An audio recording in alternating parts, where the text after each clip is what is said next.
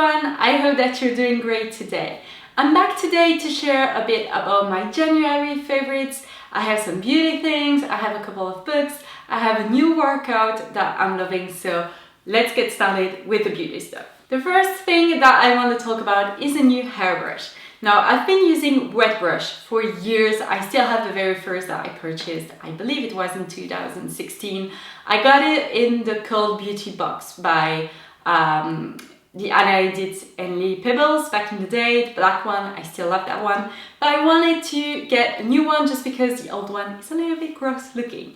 And I was in TK Maxx over in London in December, and I came across this one with like this zigzag thing cut out at the back. I decided to get it. It turns out it's just the best wet brush out there. This is so flexible that it's so easy whenever you have little knots and you just want to brush your hair. It's great. But the best thing is that this is so easy to clean. Whenever I want to take hair out of it, I just slide my comb at the back.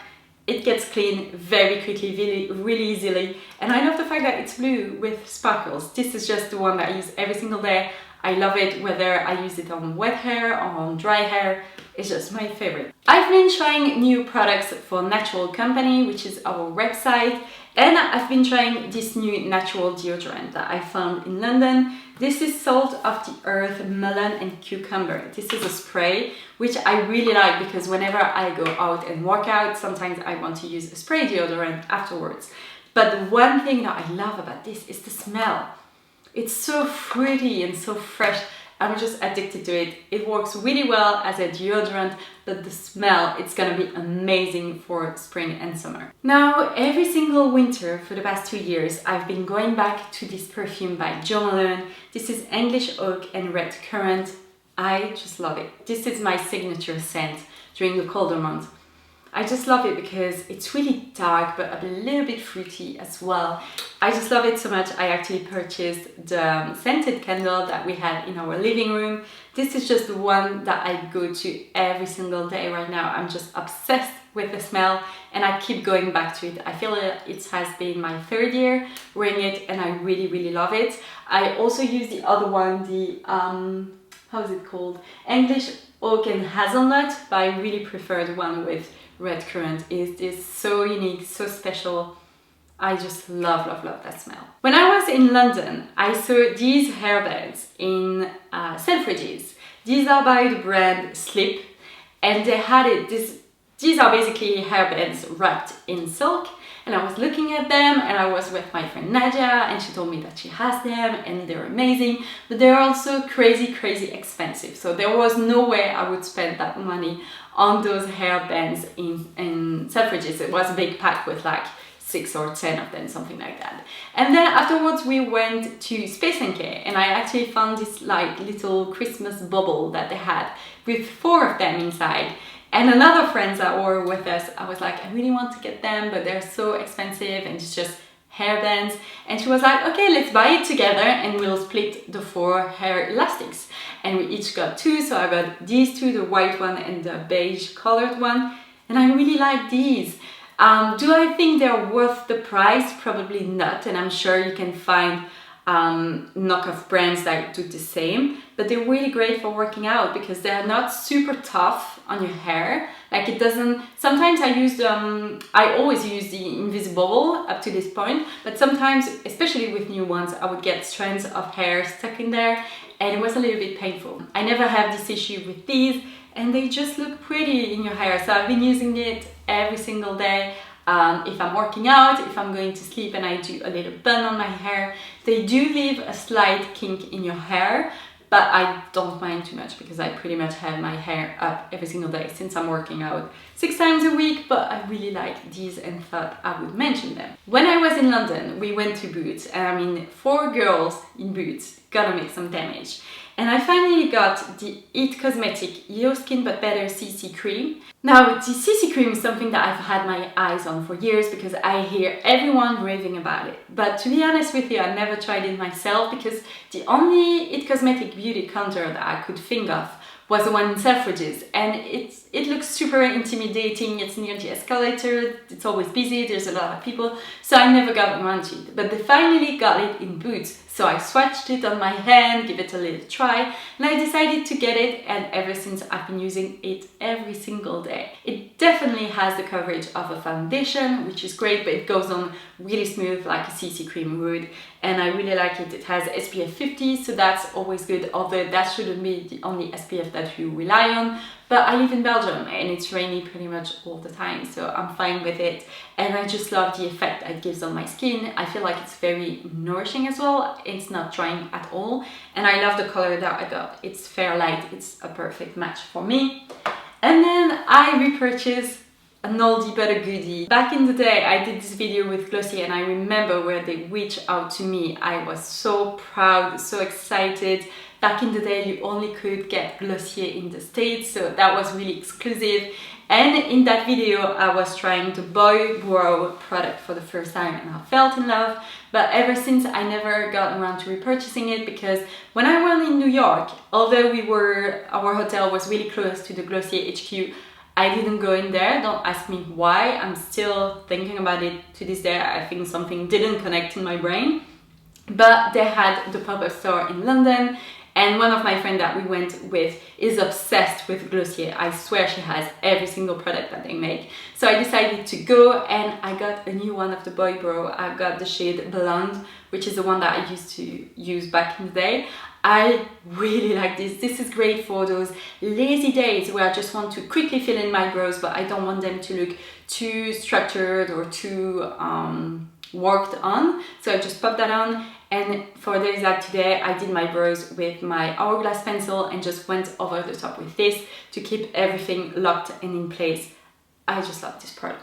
I have two books favorite for this month. The first one is this one, which I technically read in December, but it was the end of December, and I feel like I really want to talk about this one. You might recognize the cover because I read a book, the same book but with pink, that was Feminists Don't Wear Pink and Other Lies, which I highly recommend as well. This is the second one by Scarlet Curtis. It's okay, it's not okay to feel blue and other lies. I love the fact that the cover matches, like the other one was pink, this one is blue. This is a massive book, but it is so important and so great. It's basically a collection of essays about mental health, depression, everything that has to do with mental health. There are some really great people in there. This was an intense read, but a really good one. I've cornered so many pages where people shared the story and it really resonated with me. Some people have written songs or poems, some have written about their own experience, some have written about depression, suicide, all kind of addiction. There's all kind of things, and I feel like this is so important to talk about. I always say, and people sometimes make fun of me for saying that, but mental health for me is the biggest issue nowadays. We don't talk about it enough. I know a lot of people that are struggling with mental health, whether it's an actual illness, whether it's depression, whether it's just mental health in general. It's something that we really need to talk about, and I feel like this book really makes it less shameful, more accessible. It's just great to read people's words that some people in here were able to put words on thoughts that I have, but I couldn't find the correct way to express it, if that makes sense. It's a little bit confusing, but anyway, this is a great book. I would highly recommend it to anyone, whether you're struggling with mental health, whether you know someone who's struggling. This is great, and more people should have a go, and just, even if you don't read the whole thing, because I feel like it's nearly 500 pages, yeah, even if you just pick and choose what you want to read, it is excellent. Another book that I read actually on my Kindle, so I'll insert the cover over here, is actually an ARC. So an ARC is an advanced reader copy. So that's very exciting because it means that I was able to read the book before it's being released. It's actually being released early March. So you want to mark your agenda or pre-order on Amazon or whatever. This is a new Peter Swanson's book. It's called 8 Perfect Murders. I loved it. I read it last Saturday in one day, 2 sittings, and I only stopped because I was going to lunch with my mom. This book was amazing. It's basically the story of a bookstore owner, and he wrote this blog entry a few years ago about those 8 perfect murders in book. Those weren't his favorite books. It wasn't the best book. It was just those murders in books like thrillers and mystery that were perfect. And then one day, an FBI agent showed up at his door, and she's convinced that a few crimes that have happened have to do with his list. She put together crimes that are not related to each other, and she's figuring out that they copied the murders in different books, and the only place where those books were put together was his blog post. So he's really invested into this investigation into murders, and it's just so suspenseful. You have so many good twists. I saw some of them coming up, but others I didn't as well. And it's just one of those books, it's really fast paced and I just couldn't put it down. It's the first Peter Swanson that I've read, and so far so good. I'm gonna read another one. I think I'm gonna read The Kind Worth Killing really soon, because I feel like some things in the book that I just read were referencing that book. I'm not sure, but we'll see. But I highly recommend you check it out when it comes out. It's been a long time since I read such a good mystery thriller. The last one that I read that was so good was Behind Her Eyes by Sarah Pinsborough. So yeah, I highly recommend it. Now, working out. Can you believe that I'm including workouts as favorites? I know, crazy, but I shared in the video, I'm gonna share the link in the info thing up here. I recently started working out again, really seriously, since January. I work out 6 days out of 7, which I'm really proud, patting myself on the back. I do running, I do tennis, I do bar classes now, so good.